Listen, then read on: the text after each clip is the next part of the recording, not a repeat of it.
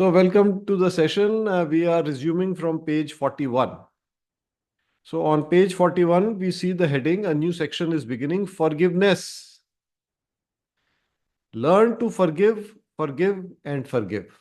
So forgiveness is one of the most important things or the most useful things that I personally can claim to have learned in pranic healing.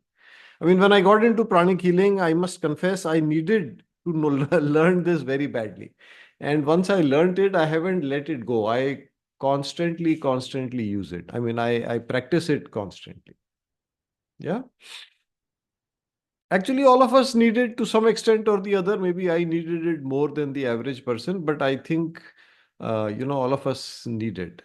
And the section is about forgiveness. So we will talk about more forgiveness, more about forgiveness. Here, one teaching is learn to forgive, forgive, and forgive. So I think one thing we can see here is that forgive, learn to forgive. To forgive means it is a verb. To forgive, that means it is an action. It is something for us to do. It does not happen automatically. It is not a state that we arrive at from somewhere or through something. It is something for us to do. Then Master says, learn to forgive. So it is a learnable technique. Master Choa, we keep talking about this. One of the great things about Master Choa, he doesn't only say what is a good thing to do, but how to do it. So as we will go in this section, we will see Master gives us a lot of practical guidance. So Master Choa, I always tell people he is a technical guru. Why technical? Because he gives techniques for everything. He's not happy by just saying this is forgiveness needs to be done. But how to do forgiveness? So we will see later in the chapter.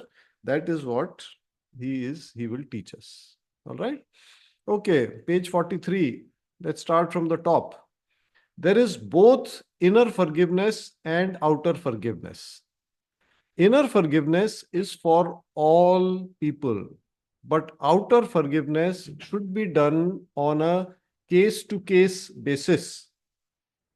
If the mistake or the crime is serious, the offender cannot be forgiven externally, but internally still forgiven. There has to be justice and order, without which there will be chaos.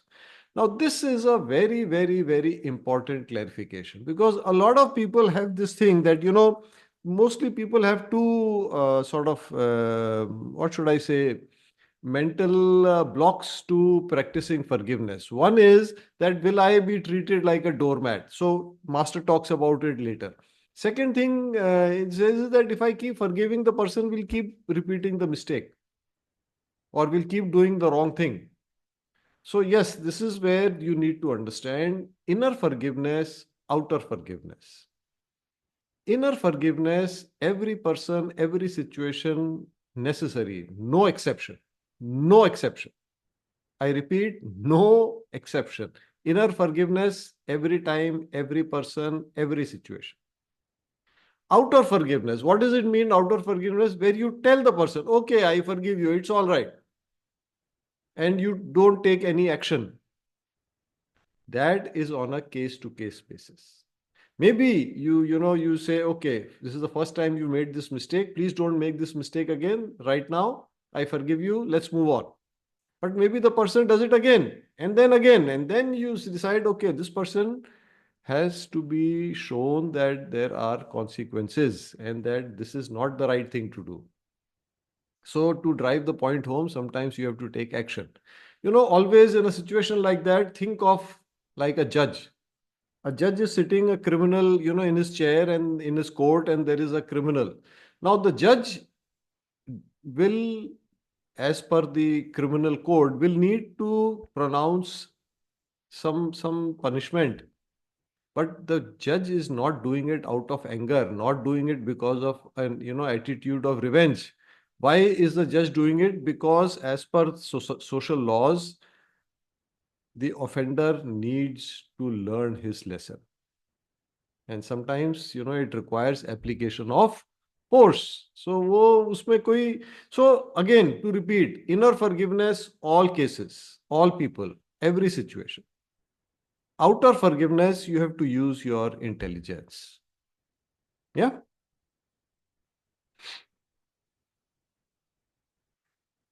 Okay, let's read the next sutra, and let's read the next sutra and the last sutra on the page together. I think they are quite closely interconnected.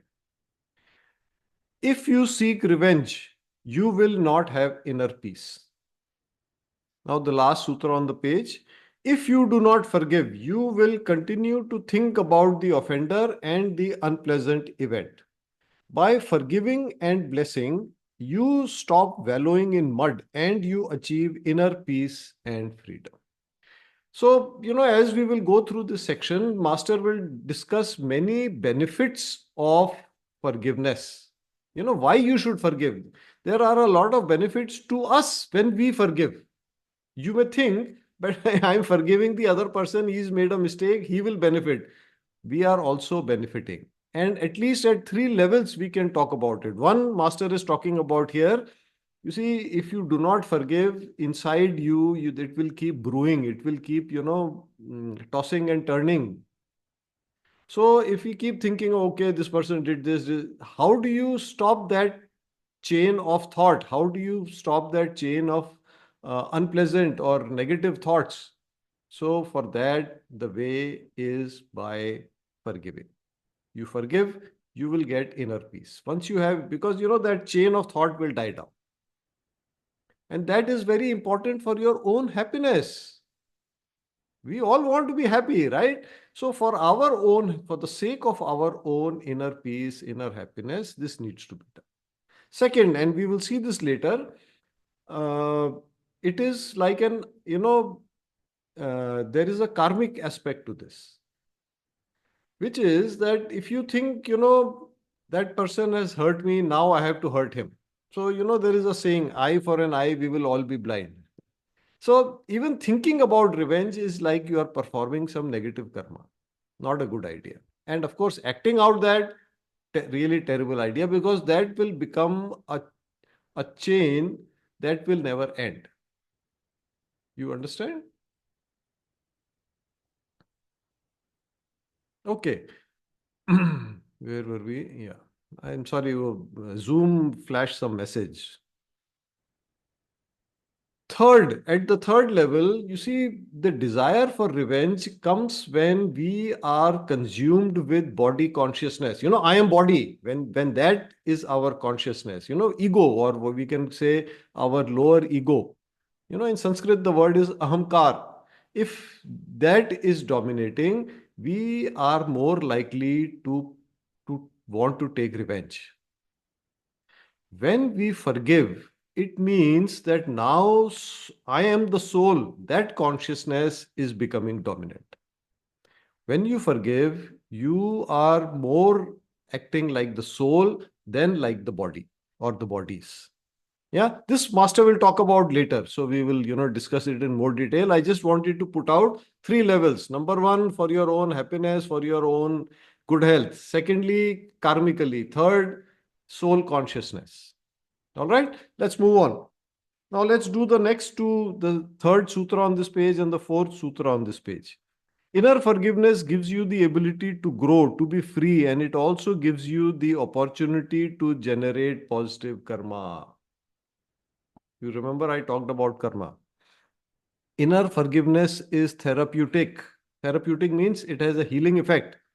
If you do not forgive others, you cannot be internally healed.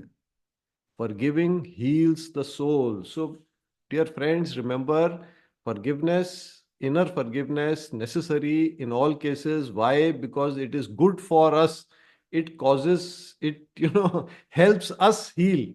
Have you, if you've been reading the protocols in Master Choa's books, many healing protocols, their master talks about how the disease is being caused by the person not able to forgive, because the person is full of resentment. And master says that, as a part of the healing process, the person must forgive.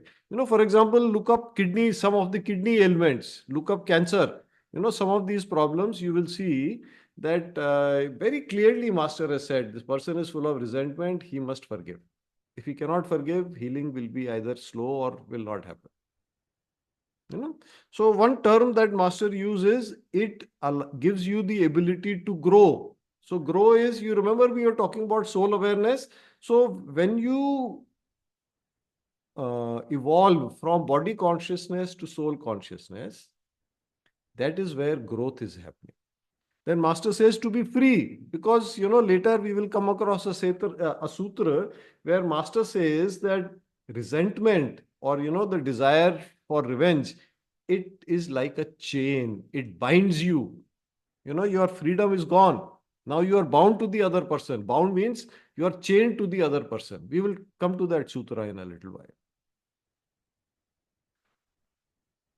By the way, I hope you find these books interesting and helpful, because honestly, these books are. I think I shared. This is one of the early books that I read of Master Choa, and it really, really helped me change myself and change my life, or the way I approached life. So I hope I am able to convey some of my enthusiasm, some of my sort of the joy I feel in sharing this book or in discussing this book with you. All right, let's go to page 44. Without inner forgiveness, it is impossible to achieve oneness. Your mind will be so filled with useless thoughts and emotions that your life will be wasted. You become dull. If you want to call that existence, then call it existence. I call it a waste of time. Kya baat hai? This is the beauty of Master Choa's teachings. Very blunt, very direct, no nonsense. Can you see how strongly he's saying your life will be wasted? I call it a waste of time. So you see, again, you have to remember, or what Master is reminding us, what is the purpose of life? Spiritual development. Now, spiritual development requires us to become free of entanglements, emotional entanglements. So, forgiveness, very necessary. Spiritual development requires us to have mental clarity, and mental clarity means peace of mind or purity of mind. And that is not possible unless we forgive. That's what Master is saying. Your mind will be so filled with useless thoughts. Why are they useless? Because they serve no purpose. They serve no purpose. And that is why inner forgiveness necessary. Outer forgiveness, yes, that is a useful thought, that this person needs to be disciplined. Otherwise, he will keep making that mistake, or other people will take his example and repeat this mistake. So it is necessary, or it is the right thing to do. So outer forgiveness, case to case, but inner forgiveness, all cases, because otherwise you are wasting your life. All right, let's move on. The next two sutras, let's read together. The way to handle your enemies is to forgive and forget. Otherwise, you will become their nanny, mother, or father, wiping their backsides in your future incarnation. You see, once you understand law of karma, you must understand or accept the principle of reincarnation. We are born again and again. And our next life, to some extent, is determined by what karma we need to work out. So if we do not forgive people in this lifetime, we get chained to them, and in the next lifetime, we are forced into a situation where we must serve them, because that is a form of practicing forgiveness or practicing love towards them. Are you understanding how this works? You see, this lifetime somebody has hurt you, harmed you. Now you have an opportunity to forgive. You may still take action, but inner forgiveness you have to do. You have not done. Now, in the next lifetime, you are given a situation where you are kind of forced to forgive them, or to look after them, or to express love to them. You may still escape in the next lifetime, but then in the next lifetime, you will be even more bound. Are you understanding this? So, you see, this is something that you really need to think about, or all of us really need to think about. I mean, I also need to think about. As we understand this, forgiveness will become easier. Actually, not only easier, there will be inner motivation. Forgiveness will become automatic. We will want to forgive. Why? Because you don't want to be chained to that person. You don't want to have that person, in your next lifetime where you are forced to look after that person. Think about it. You see, the law of karma is very, very clear. If we are given the opportunity to forgive, if I miss that opportunity, I will be forced to forgive or forced to love. No escape. So why do we want that? Why do we want to be in that sort of situation? We should be, now that we understand this. So that is why it is important to understand this. Once we understand this, I am promising you, I can tell you from my experience that forgiveness will become automatic. You will want to forgive. Yeah. And that has kind of become a habit with me. And now I don't even wait till the end of the day. If I have hurt somebody or somebody has said something nasty, or, it has caused a little prick. So immediately I do forgiveness. And it doesn't take much time. Now, in the next page, in this box, Master is giving us the technique. Silently say. So you visualize the person in front of you and you silently say, Namaste. I salute the divinity within you. We are all children of God. We all make mistakes. We are all evolving. You are forgiven. God's blessings be with me and be with you. Go in peace. I actually add a line after you are forgiven. I say, please forgive me. I forgive you. Please forgive me. Yeah. So, and Master says, repeat 7 times for 7 days. Now, I don't know if you have already been doing this, but if you have not, try it. And if you have been doing it, but not strictly 7 times each time and for 7 days at a time for a specific person, please do it. I am promising you, I am guaranteeing you positive results. What are the positive results? Number one, what did Master say? Number one, your own inner healing, your inner peace of mind will happen. Number two, it's good karma. Number three, it will be easier for you to remind yourself that you are the soul. If you have resentment burning inside you, very difficult to remind yourself that you are the soul. Yeah. 7 times per action, per situation, per person, I would say, some total of all hurts that that person has caused to you. And it doesn't mean that you must stop after 7 days.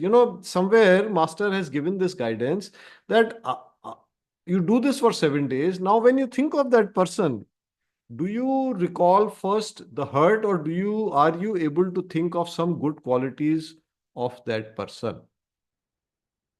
Right? So if you are able to think of some good qualities of that person, then it's okay. Then it means you don't really need to continue forgiving. Maybe you can stop now. But if that hurt comes to your mind immediately, continue. Do it for more times. And you must do it with specific persons. It works best with specific persons. But for inner peace, maybe you can't today, you think, okay, nobody hurt me yesterday, or I can't recall somebody. You say, all people in my life. You can do this. You just say, to all people in my life, Atma Namaste. I salute the divinity within you. Just go through this. And I also told you that I add this line, you are forgiven. Please forgive me. You can be more specific. You can say, all people who have hurt me, all people that I have hurt. Now, one more thing that I would add to this. There are people who have hurt you. Of course, you do this for them. There may be people that you have hurt intentionally or unintentionally. It happens. Don't think that you are perfect. And we are all evolving. We all make mistakes. It's perfectly fine. The only thing is to be honest to ourselves. And if I know that I have hurt somebody, it helps if I also apologize to the person. I say, I'm sorry, I got carried away, or, whatever. Number one, apologize sincerely. Number two, if some compensation is feasible, then do the compensation. For example, what I did meant that this person, let's say, lost some money. So I compensate that person. Then, most important, I commit to not repeating it to that person and even to others. Now, this can be an inner commitment, it doesn't need to be expressed. But that is very, very important, because that is where my character is being developed. Yes. Okay, I think we've come to the today's time is over.